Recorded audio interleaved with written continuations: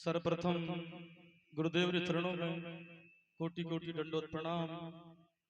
माता पिता के चरणों में प्रणाम। भाई धन्य घड़ी जहाँ होए सत्संगा, वो घड़ी धन्य होती है जहाँ सत्संग होता है। सत्संग बड़ा संसार में कोई बड़ भागी नहीं पाया। जिसके बड़े ऊंचे भाग होते हैं उनको ये सत्संग मिलता है। सत्संग में हमें आकर के अपना लक्ष्य तय करते हैं। सत्संग में आने का उद्देश्य भी यही है कि हमको जाना कहाँ है और हम जा किधर को रहे हैं। इसलिए संगी होना जरूरी है। सत्य संगी। अब संगी हम किसका होंगे? आत्मा का।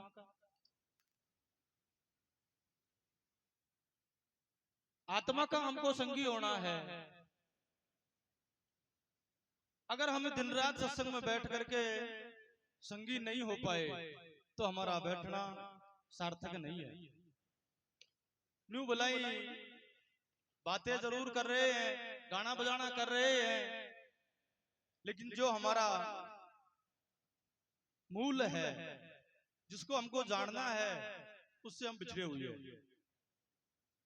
लेकिन हमारा जो अमर पद है उसको संत बार बार याद दिलाते हैं कि जो तू बन के बैठा है वो तू नहीं है। इसलिए हमको हमारा वो अमर पद याद क्यों नहीं होता, क्यों वो समझ में नहीं आता। दादू जी महाराज कहते हैं, दादू दुनिया बावरी या के संग मत जा। दुनिया का मतलब है ये जो भौतिक कर्म कांड में जो जीव फंसा हुआ है और उसको अपना स्वरूप का पता नहीं है। पूजा पाठ तीर्थ व्रत इनमें ये जीव फंसा हुआ। इसलिए हम आज गुरु की पूजा, गुरु की वंदना, उस पद की पूजा कर रहे हैं। क्यों क्यों कर रहे हैं गुरु की पूजा, गुरु की वंदना? अभी एक साखी आई थी नीचे से, कोई भाई ने गाई थी कि गुरु बड़े गोविंद से, मन में देख विचार और गुरु सुमरे तो वारी है। गुरु सुमरे, हरि सुमरे तो वारी है और गुरु सुमरे तो पार। यानी कि यहाँ गुरु को मूल बताया है। वो परमात्मा, वो आत्मा निराधार है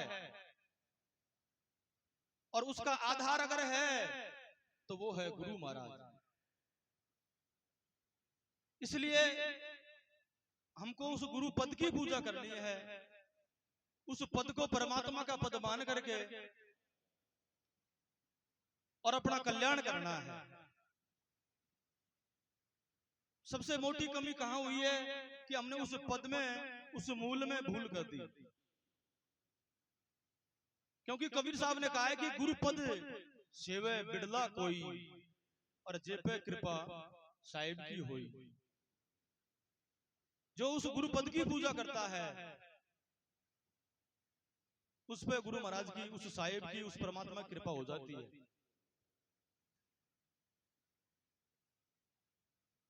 गुरु पद, गुरु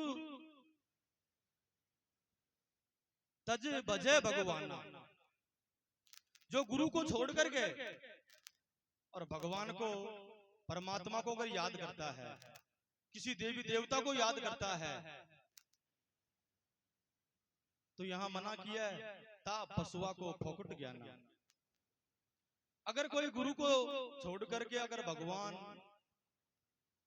आत्मा, परमात्मा का ध्यान धरता है, कोई देवी देवता का ध्यान धरता है, तो वहां बात नहीं बनेगी। उसको पशु तुल्य ज्ञान कहा है, ता पशुआ का फोकट ज्ञान। इसलिए यहाँ गुरु की महिमा अनंत बताई है। एक साखी में भी आया था कि गुरु ध्यान मूलम गुरु मूर्ति। देखो हमारा सेंटेंस क्लियर हो जाना चाहिए कि हमको करना क्या है। दादू जी महाराज ने कहा है कि दादू दुनिया डूब गई, ले ले हरि का नाम, और किधर को पेंडा किया, किधर रह गया गांव। सब के पास नाम है, सबके पास उपदेश है, लेकिन फिर भी दुनिया डूब गई। किधर को जाना है और जा किधर को रहे हैं ये पता नहीं चल पाया,